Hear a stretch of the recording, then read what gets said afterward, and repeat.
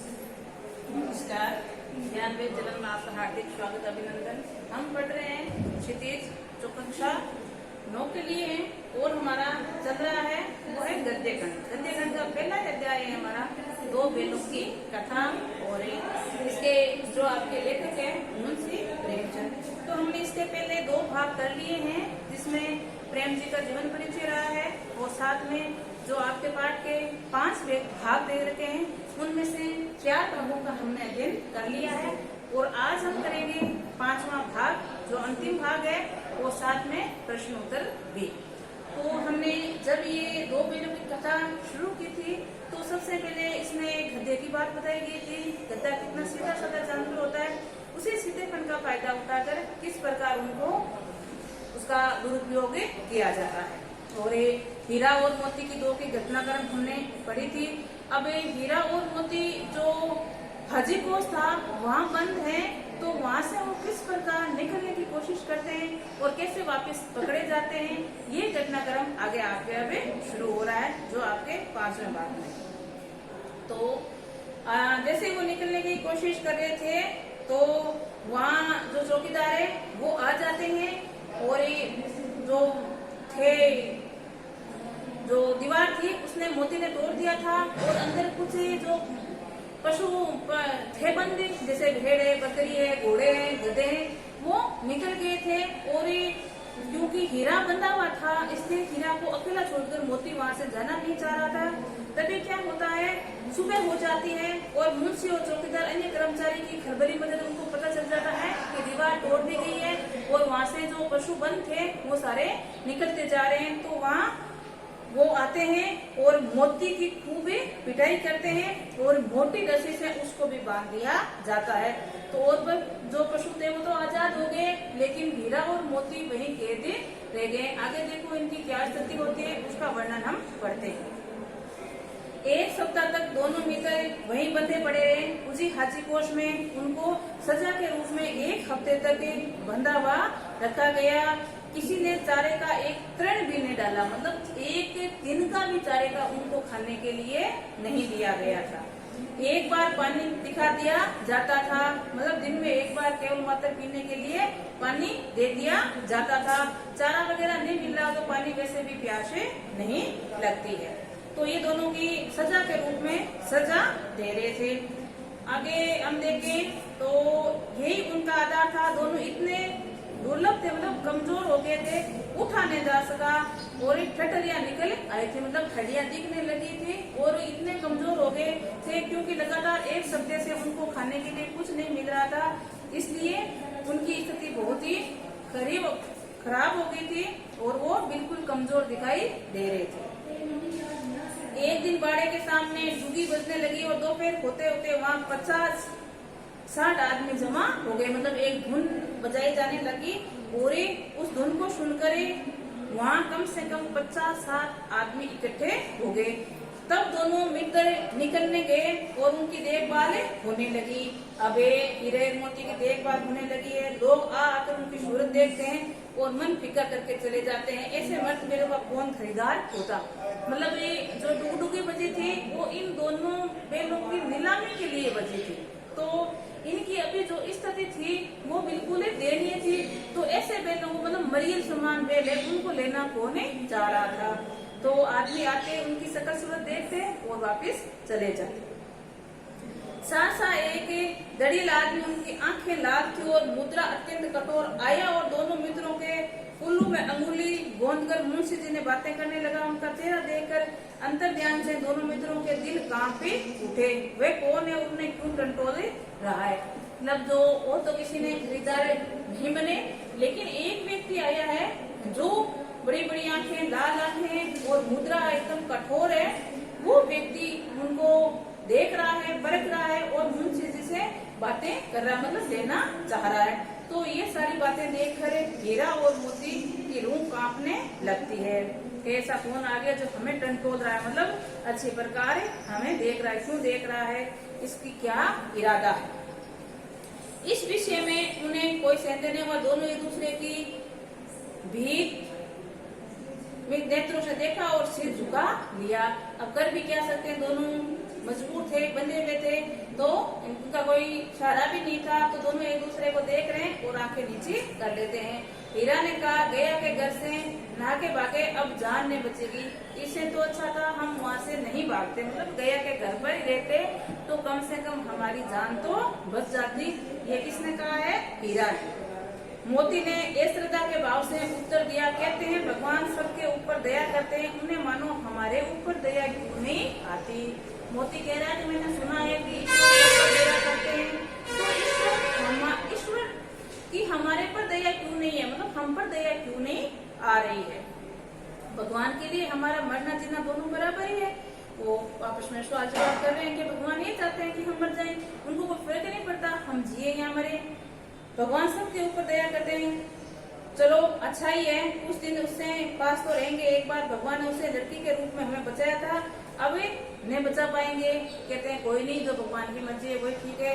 वहां से हमने भगवान ने लड़की के रूप में हमें बचाया था, हो सकता है अब बचाने की चाह नहीं होगी, इसलिए हमें नहीं बचा रहा है। कोई नहीं, ईश्वर की मर्जी है वही हमें मंजूर है। यह आदमी छुरी चलाएगा, देख लेना। अब दोनों आपस में बातें कर रहे हैं कि आदमी हमें ले जाकर काटेगा, मतलब छुरी चलाएगा, और इसका यही इरादा हमें लग रहा है, जिस प्रकार वो कंट्रोल कर हमें देख रहा है। क्या चिंता है? मांस, खाल, सींग, हड्डी सब किसी न किसी काम आ जाएंगे दोनों, और तो क्या लास्ट ऑप्शन यही बचा है कि कोई नहीं, कि हमारा जो शरीर के जो उपयोगी अंग है वो तो काम आएंगे, जैसे हमारी खाल आएगी, सींग आएंगे, हड्डियां आएंगी। तो नीलाम हो जाने के बाद दोनों मित्र इस दलील के साथ चले, जो शो खरीद रहा था उसकी बात हो रही है, तो उनको बेच दिए गए और दोनों को लेकर वो चलता बना है।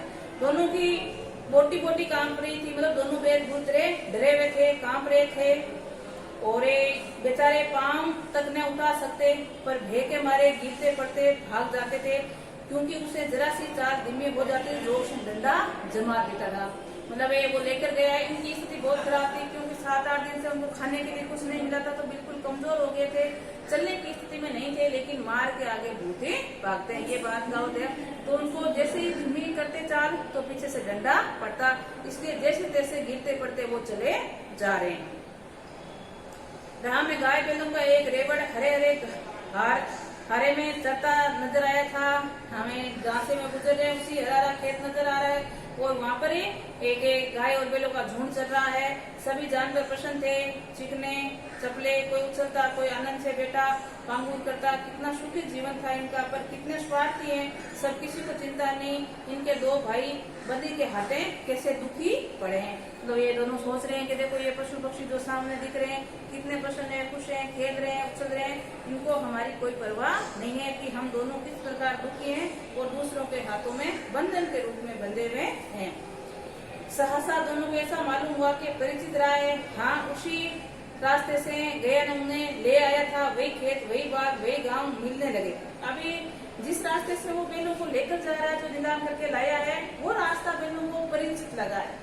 कह रहे हैं कि इसी रास्ते से गया हमें लाया था, वही खेत है, वही जगह है, वही राह है, वही गांव है, तो ये परिचित से उन दोनों को लगे।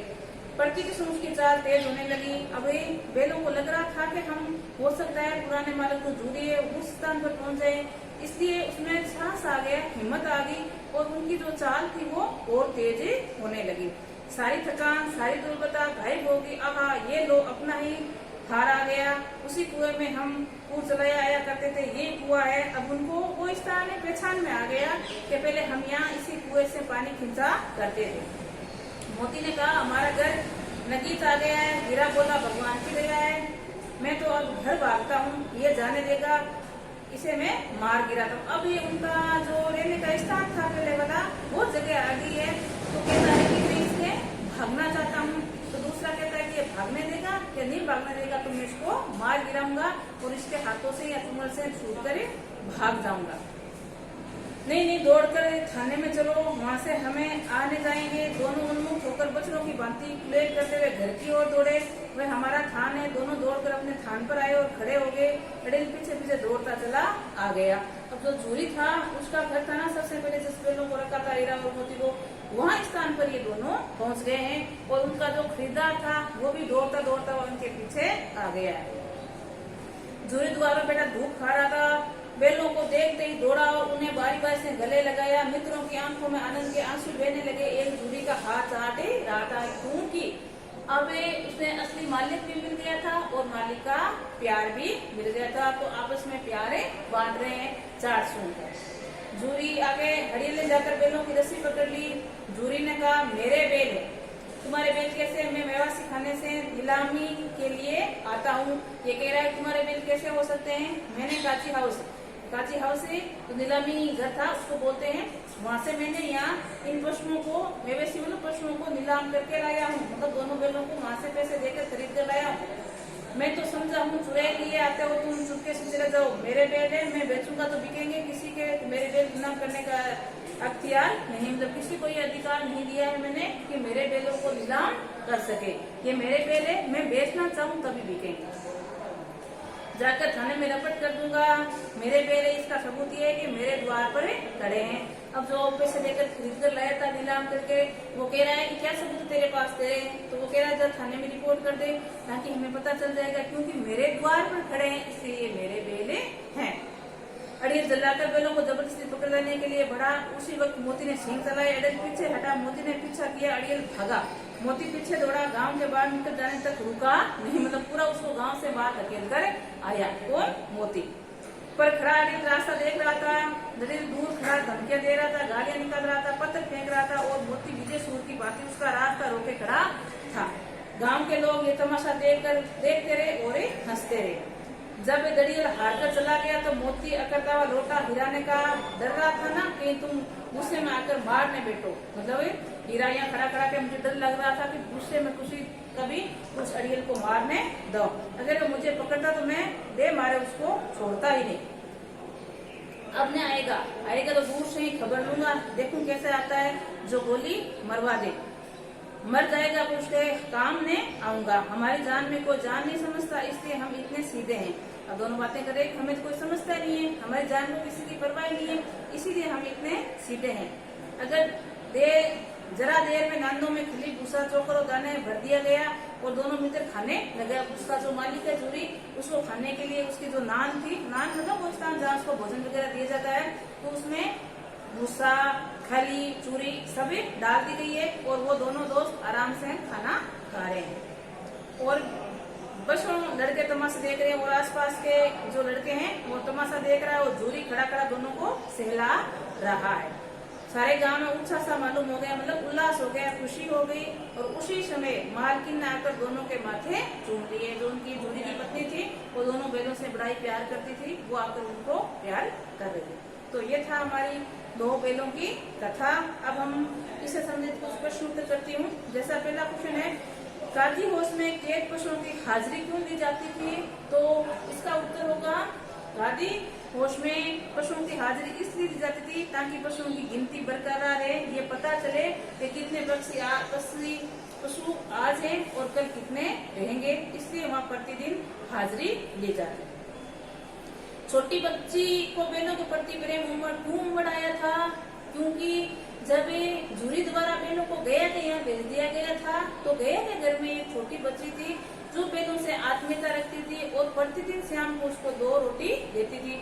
क्योंकि वो जो बच्ची थी उसकी माँ नहीं थी, वो उसकी माँ मर चुकी थी और उसकी जो सौतेली माँ थी वो इससे प्रेम नहीं करती थी, मारती पीटती थी, इसलिए वो बैलों से बड़ी आत्मीयता रखती थी।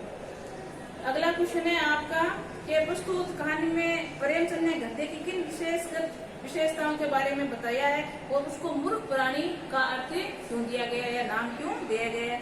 जब आज का पाठ शुरू हुआ था तभी ये बात आई थी कि गद्दा एक मूर्ख प्राणी बताया गया है, निराधर, लेकिन हम उसको देखा जाए तो स्वभाव से बिल्कुल सीधा है, इसलिए सीधेपन का उसका फायदा उठाकर इस प्रकार की उसकी बातें की जाती है। तो उसकी विशेषता को सीधापन बताया गई है। अगला है, किन घटनाओं से पता चलता है कि हीरा और मोती में गहरी दोस्ती थी? तो एक साथ नान में मुंह रखकर खाना खाना, अगर एक खाता हुआ रुक जाए तो दूसरा भी रुक जाता और एक दूसरे को साथ में चाटना सूंघना, मतलब प्रेम जताना। और ये जो हाथी कोश में हीरा बंधा हुआ था, तो मोती अकेला छोड़कर उसको वहां से नहीं भागा था और इसी के चक्रों में वो भी कैद हो गया था। तो काफी इन बातों से हमें पता चलता है कि दोनों के अंदर गहरी दोस्ती थी। तो आज हमारा ये जो दो बैलों की कथा है वो लेसन कंप्लीट होता है और एक साथ में इसके मैंने प्रश्न उत्तर भी बता दिए। तो आज के लिए इतना ही। नमस्कार।